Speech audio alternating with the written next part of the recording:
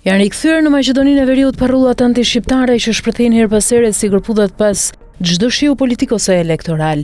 Në një stacion autobusi në kryeqytetin e Maqedonisë së Veriut, Shkup, përkatësisht atë pranë konviktit Goce Delçev, është gjetur nga një shqiptar një parrullë shkruar me të bardhë: Smërca shqiptari, vdekje shqiptarëve. Shtylli Pacuku, një aktivist i shoqërisë civile në Shkup, i cili pasi ka mësuar se kishte disa ditë kjo parrullë, ka shkuar vetë dhe ka fshirë frazën që nxitu urrëtie. Pacuku ka shkruar në faqen e tij në rrjetet sociale se ishte lajmëruar nga disa bashkëveprimtarë të tij për parrullën, për cilën nuk e ka çarë kokën askush nga autoritetet e Maqedonisë së Veriut. Ky mbishkrim me urrëtiet e stacioni autobusit para konviktit Goce Delçev ka qenë disa ditë duke qarkulluar në rrjetet sociale.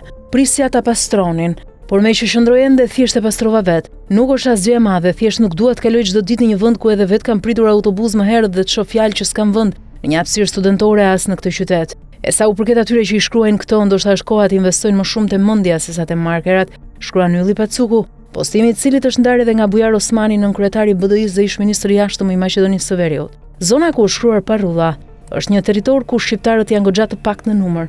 Lagja Tasligje, ku ndodhet konvikti me emrin e herojit të rilindjes kombëtare bullgare, ndodhet në komunën e Karposhit, e cila është pjesë e Bashkisë së Madhe të Shkupit. E ndodhur në një nga periferitë e qeta të kryeqytetit, kjo zonë me një popullsi deri në 60.000 vet, pra me një densiteti të madhe ka rreth 84% maqedonas, ndërkohë që shqiptarët nuk i kapin as 4% të popullsisë. Karposhi ka gjithashtu serb, që janë gati sa shqiptarët, përkatësisht rreth 4% dhe një numër të vogël romësh. Kjo komunë periferike drejtohet nga Sotir Lukovski, një nacionalist maqedonas i VMRO DPMNE-s, e kryeministrit Nikovski, i cili në faqen zyrtare të institucionit nuk ka dënjuar të vendosë gjuhën shqipe, çka është e detyruar me ligj.